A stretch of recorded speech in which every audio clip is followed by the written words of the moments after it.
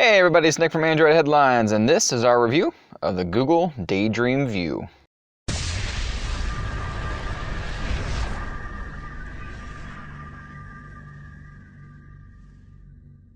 For all intents and purposes, we're going to treat this product as a console launch, something in the vein of a new Nintendo or Sony gaming system. Daydream View is the first headset in a family of devices that, much like Android-powered devices as a whole, include Google as one of the many hardware partners. Daydream is actually the name of the new system, and it was announced at Google I/O back in the spring, but Google was a bit hush at the time in regards to details. Now that we have it, here's the lowdown. The Daydream platform consists of three pillars: viewer hardware, phone hardware, and software. Let's start with the viewer. Daydream View encompasses many qualities that Google is trying to push with the platform. It's ultralight and it's priced oh so right. At 220 grams, this headset is about 100 grams less than its nearest direct competitor, the Samsung Gear VR, and anywhere between 100 and 260 grams lighter than the Oculus Rift, HTC Vive, or PlayStation VR. On top of that, it's only $79 for the viewer, and that package contains everything you need to get started. Part of Google's standards for Daydream headsets includes quality lenses that don't need to be adjusted, and this even includes the placement of the phone. Simply drop the phone into the viewer, and once you have the Daydream app installed, you'll find the phone not only automatically pairs with the viewer, but also lines itself up visually with the lenses without any sort of configuration at all. On top of this, the Daydream View ships with a Wii Remote-like controller that fits comfortably inside its cloth chassis, protected by the one part of the unit that's made of hard plastic.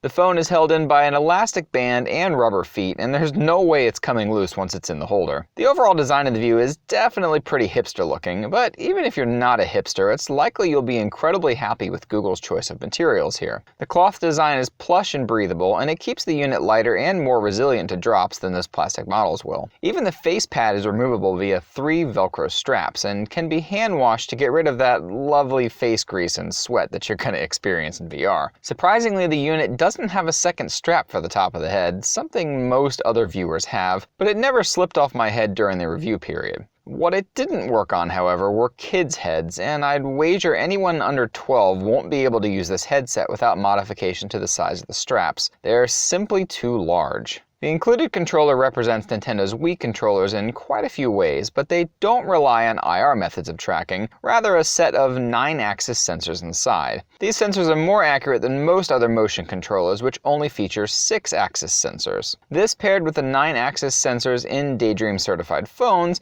means you'll have accurate spatial motion without the need for external cameras, but don't think that means you're going to get the same freedom of movement you'll get with something like an HTC Vive. There's no walking around the room or looking under and around objects. That's just a little outside of the scope of what Google is trying to do here. Regardless though, if you've ever used a Wii remote before, you'll know exactly what to expect. The controller is incredibly responsive and accurate, and handles both location and inertia, meaning games like tennis, golf, or bowling can gauge how hard you throw or hit the virtual ball. On the face of the controller you'll find 2 buttons, a concave home button and a convex app button. Above that sits a touchpad that also doubles as a set of buttons. 4 directions like the D-pad of a controller, as well as a middle click for actions. On the right is a set of dedicated volume buttons, and the controller ships with that all-important safety strap so it doesn't go flying if you accidentally let go. Phone requirements for Daydream certification aren't 100% clear, but we do know many of the categories that Google is requiring for performance. First off, the device has to be able to deliver a consistent 60 frames per second viewer rate.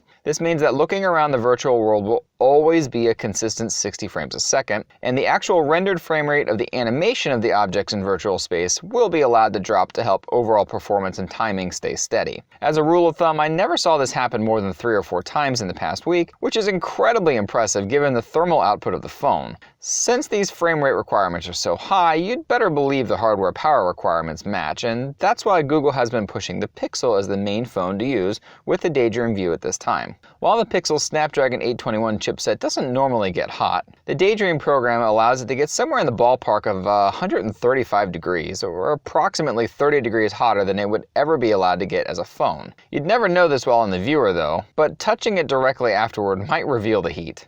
This is allowed because it provides a thermal ramp for performance, and at 135 degrees you won't find it downclocking much just to meet certain thermal requirements. I was incredibly impressed with Daydream's performance to say the least, and it felt every bit as quality a VR experience as you would expect on something far more expensive. Even the screen quality is up to par with what we've seen in most VR applications, and only the PlayStation VR's RGB screen seems to significantly eclipse the quality we're seeing here. At least, of course, with the Pixel XL we used for review. The biggest problem is the pentile nature of the pixels on the display, creating what's called a screen door effect, where you can see the sub-pixel structure without really trying. Thankfully, the resolution is high enough to keep this from being a problem, and inherently this is an issue with the display on the Pixel and not the Daydream View headset we're reviewing today, although it's still worth mentioning since this is one of only 2 phones that works with the headset. Since Daydream View automatically pairs with the phone docked inside, you'll find the Daydream home screen launches immediately once you put the headset on. This home screen looks familiar and represents industry trends, again quite similar to the Wii's overall user interface. Large tiles are placed on screen with horizontally scrolling pages. Some of these tiles are even a little bit interactive, and many of them are featured. Google will be changing this constantly to recommend new apps and games for you, and heading into the Play Store reveals a dedicated section for Daydream that only features Daydream certified apps and games.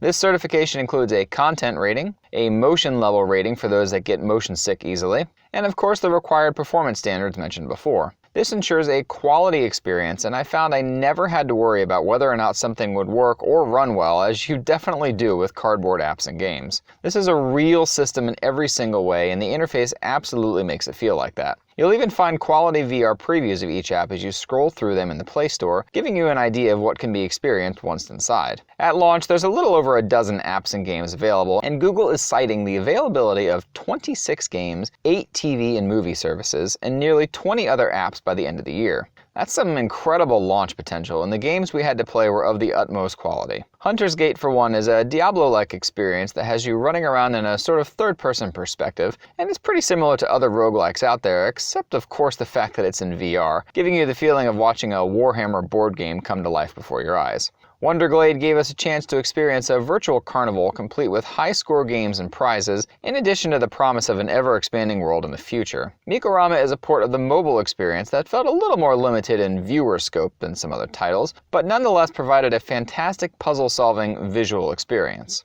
Then, of course, there are all the content partners like the Wall Street Journal with its suite of VR videos, all set in an upper midtown Manhattan apartment suite, and Google Arts and Culture, which lets you step inside some of the world's most famous museums for a virtual tour of popular places. Everything here is absolutely fantastic, and while it's not quite on the same level as one of those multi-$100 dedicated VR units, it's way more than we've come to expect on mobile. And for $79, it's extraordinarily difficult not to recommend everyone with a Pixel or Nexus 6P pick this one up as soon as possible. Google has shown it's serious about launching its own console, and this is effectively the beginning of a new era of devices that absolutely must be experienced. We hope you enjoyed that review and will subscribe to us for more content. Check us out on your favorite social media outlet, and don't forget to check out AndroidHeadlines.com for 24/7 Android-based news coverage. Thanks for watching, and until next time.